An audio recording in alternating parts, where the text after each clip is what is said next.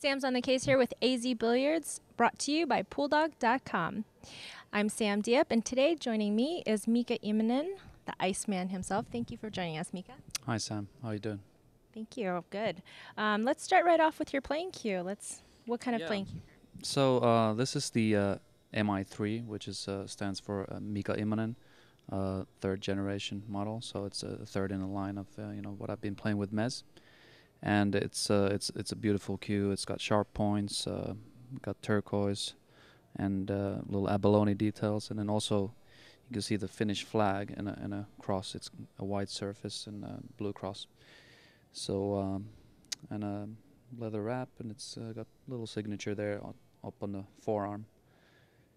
And these are the shafts that come along with it. I'm playing with a WD 700 Mez shaft. It's kind of a high performance, low deflection shaft. Feels very solid. But yeah, good action and solid. What kind of tips are in there? And I'm using Kamui Black, and it's a medium hardness. So I'm very happy with that.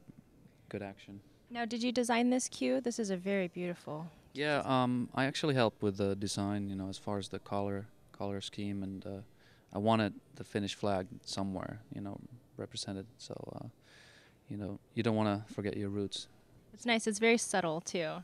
Now, you say this is the MI3. Are there more in the series? Yeah, there was an MI1 which wasn't really didn't have anything to do with me as far as design, and it was some cocobolo and some tulip wood and stuff like that. But I wasn't happy with the colors, and I told Mr. Miki at the Mez company that I want something different. I want the blue and white, and I want like black forearm, and I like a leather wrap and stuff like that. So then he came with a MI2, which we can't see right now either, but it was very nice. Just I played with it for a couple of years, and then I said, I think it's time for an upgrade. So I think he made this one is just really classy, and I've been playing super good with it. So I'm happy the way it turned out. Nice. Is this the one you won the U.S. Open with? Actually, I was still playing with MI2, but I won the World 10 Ball Championships with this one. So and that was kind of like still fresh. Nice. All right, moving along to your break cue. Okay, so here we have the Mez Power Break 2, Deep Impact. They got interesting names always. So there's two shafts. This originally came with just the Power Break Deep Impact shaft, and that's this one, and then the next one was the Deep Impact Pro. So I actually tested this shaft a couple of years ago in Japan when they had a few prototypes, and they gave me like 3 blank shafts, and then I was testing them, and then I found that one of them was like really nice and hit solid. So I started using it immediately during a tournament. And then I went ahead and I won the All Japan Championships. I beat Ronnie Alcano 11-2 in the finals. So that was a good, good test shot for the shaft. And then everybody was like dying to get it because I was breaking so good with it. And it's interesting because it's got an ash core. As you can see, this wood goes all the way through the shaft, but since ash is not really smooth material as wood, it's a little grainy. They put a maple coating. The outer layer is maple, so it's nice and smooth. And then it's got a G10 plate here, and what we call the sonic tip. So is that how's that compared to phenolic? it's a little slightly softer. I think it's got a little bit more control. It doesn't damage the ball.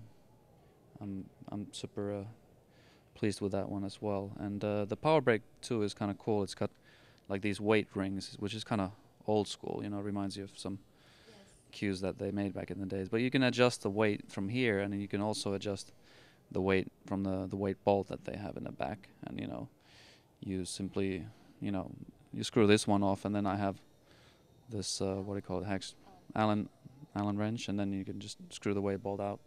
And same thing with the playing cue. Actually, the weight's adjustable. So one thing I like to mention about the playing cue, that we have this Mez extension, and it screws right onto the little. There's a little gap there, and then you can screw it right onto that. It goes nice and snug. So for long shots, if you need to reach. So that's kind of a cool detail. Very handy. Well, what's the weight on your playing cue and your break cue?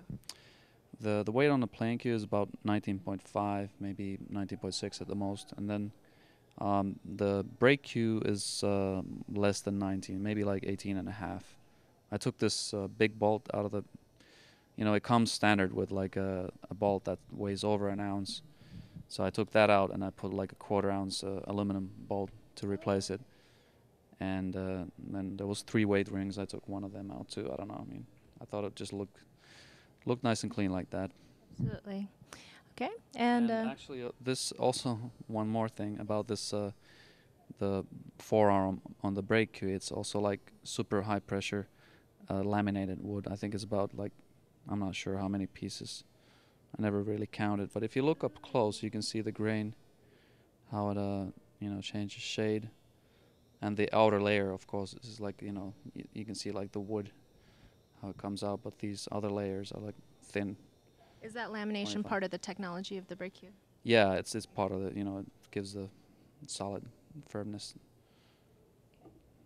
Not just for aesthetics. No, not for aesthetics, because even the black one, you can't even see the grain. It's just black, so it feels firm. Good. And jump cue? Then we have the Mez Air Drive, which is actually it's 3 pieces. I've managed to lose one of the pieces because there's this it comes with 2 shafts. The other shaft screws in here, and so that's for kind of like a dart stroke. Oh, okay. But I don't know where I've lost it in travel or something. I'm sure I know where you can find another one. Yeah, I know. I have to call up Mez. So, but it's the Air Drive, and it's a nice jump cue. It's got a quick join, and I wrap it around the magic ball rack, in the jump button compartment. Right. So There's the magic ball rack there. yeah. Now, is that the plastic one? Yeah, this is it's pretty handy. It's actually see-through, so you can't see it right now, but it's it's kind of been revolutionizing the racking balls. So, as you can see. It's been very popular these days. I was just curious, keeping it I rolled up like that, when it it's still rolled works up, okay? I mean, look at this. It's been there for like a couple of weeks, and when you put it on the table like that, all you need to do is put a ball, the top ball there, and then it stays, and then you put the rest of the balls, and then see it's like intact. Nice. So yeah, that's kind of handy. So we've got our magic ball rack, some gum that we found. We'll get to that toothbrush later. Joint protectors. It's not a toothbrush anymore. It started off Hope as you a understand. toothbrush, not for your That'd be teeth. kind of scary. But no, you actually use that to clean out your tip tools, right? I understand. Yeah, I use it to like brush the scuffer. I think I need a metal brush, but I haven't gotten around to do it. So usually when some of the tip residue stays there, you just gotta brush it out. So that's all. Super. As far as tip tools are concerned, we have. And then this is just a burnisher, Joe Porper, and this is a tip shaper. Okay. It's called the Sandman, and you can scuff if it's like if you really need to roughen it up. But I like it for shaping. Okay. It's got very very like scruffy surface, and it stays. I don't know. I mean, it's timeless. It stays like that forever. Yeah.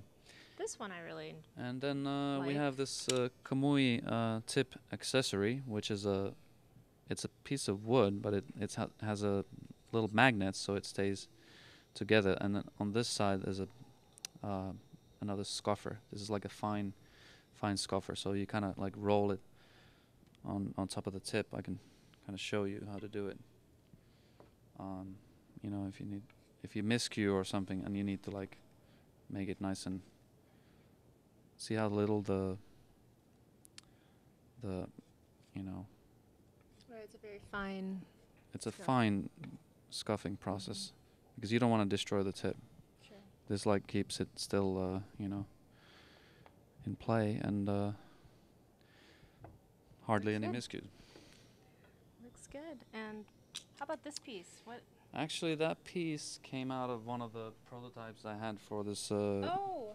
pro shot glove. Okay, we which is- just saw one of those in Jennifer's case. Yeah, this is a very recent development. My friend Keith Larson, he engineered this, or he's been like the The mastermind the behind it. mastermind, yes. And it's a very interesting tool. It's actually it's for beginners and pros alike. You can wrap it around your wrist. This is the light version. There's a heavy version which really restricts your wrist even more.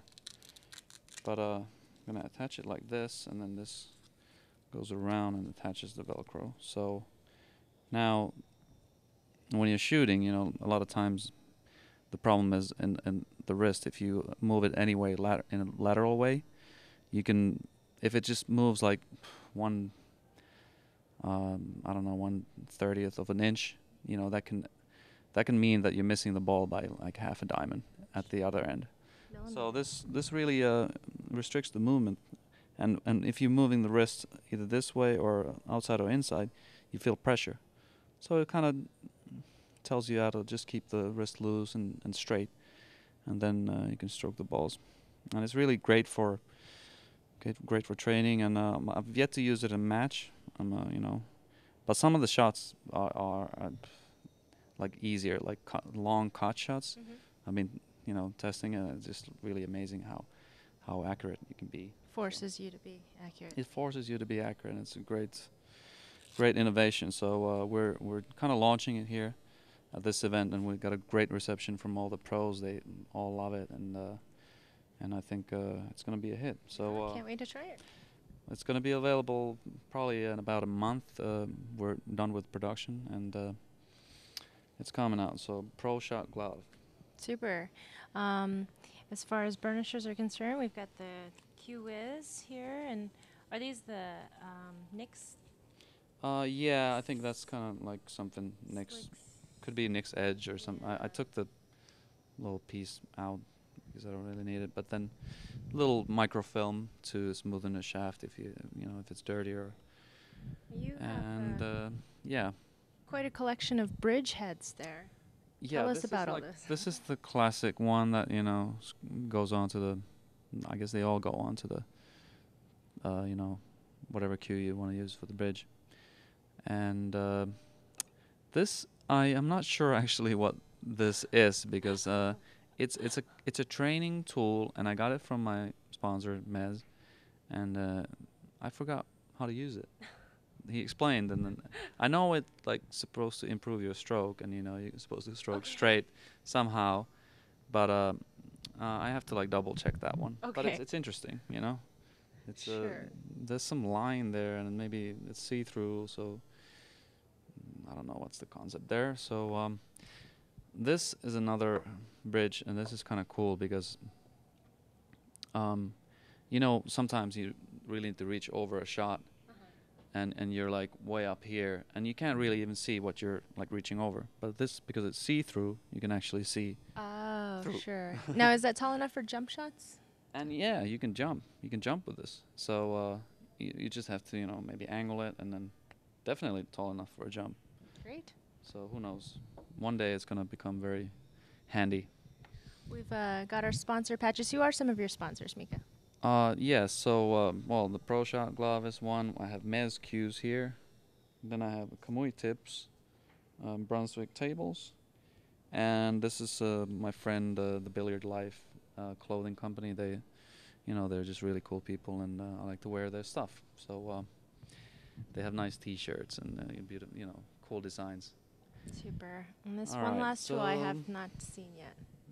Yeah, this is actually a new thing. I just got it during this show. My friend who I just played, Dan Hydrich, his friend had designed this tip tool. Has your It's name got on a- it? Yeah, it's got my name on it. See, Mika Immonen, they even spelled it right. And it's got my nickname, the Iceman, on it. And this is like a tip shaper. And it's got a little scuffer on the other side, or if you want different radius. that works. And then I really like this side thing. There's a burnisher. So let's say after you shape the tip, you can just kind of make it a little bit wet there, and then the burnisher just goes like nice and slick there, and you just put pressure. See, it just catches the edge there, and it doesn't harm the ferrule. So that's kind of cool. Very good. And I got one more thing there, which is also kind of a scuffer, but it's got a chalk holder. So you I use it put to the store chalk- your chalk. I put this upside down so it stores it kind of nice and, you know, away from the humidity. And on the other side, it's got a little scuffer. So Very good. I have one of those too from Pool Dog, No. and so you I can use like it like because this one is easy to get your chalk in and out of. Some of those are a Yeah. little bit tight. this is easy because in emergency you can even push this one. It moves, you know. So, but yeah, I just don't want to use it like too much because sometimes I forget it on the table and then somebody's gonna get a free tool. So I like storing my chalk in there, and then actually if we're going to the case. Yes, last but not least. I'll start with the pocket because this case is actually a little compartment for the chalk. Very nice. It and fits perfectly. 3 pieces of chalk, I You think, put- right? Yeah, 3 pieces, and well, with that thing, and maybe 2 Right. or 1.5. So yeah, it's you know, like if you have chalk in the pocket with all the other stuff, it gets really messy. All over. Look how clean. So this is actually my innovation. Personally, I told them to have some kind of a chalk compartment. So that's up top, and then you put all the other stuff here.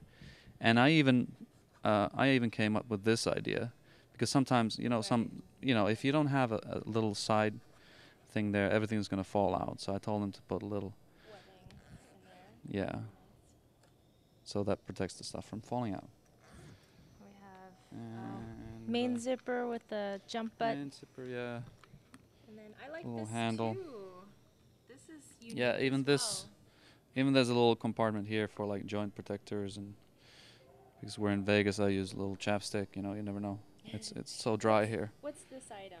This is a little piece of wood that I got from a friend of mine. And it's like an sign. So I guess like for harmony and stuff like that. I guess I just use it as a lucky charm. It's in here. It's been lucky for you. For a rainy day. Okay, and this is a 2x4 towels. shaft. It's actually 3x5. It's it looks snug, but it's pretty handy. Sometimes you need an extra cue to bring along. So there, and then I have a couple. This is actually the same guy who made this other scuffer. It's a little more complicated thing. Are we good? Are we good with time? So it has mine. So this is, I'm not sure if I'm going to use it, but it's like, it's got all kinds of things here. That's the scuffer, little tip shaper. Okay, well, we'll check out Q Shark to Yeah, it's got a find little out more chalk about that. thing there too, and then it's even has a little powder dispenser. Isn't that neat? But it doesn't fit anywhere else, so I had to, attach it to the little thing I have here. Alright. And then last little tool is this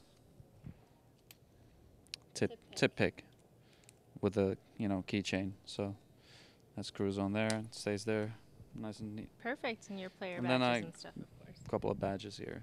Yeah. Wonderful. Towels. Thank you so much, Mika, for letting us look in your case. Hey, thanks, Sam. And, I'll see you guys. Thanks for checking us out. And in the future, ready for some pool challenges. That's right. Challenge Mika. All right. Sam's on the case with Mika Immonen. Make sure you check out azbilliards.com for your A to Z in pool and billiards. Take care.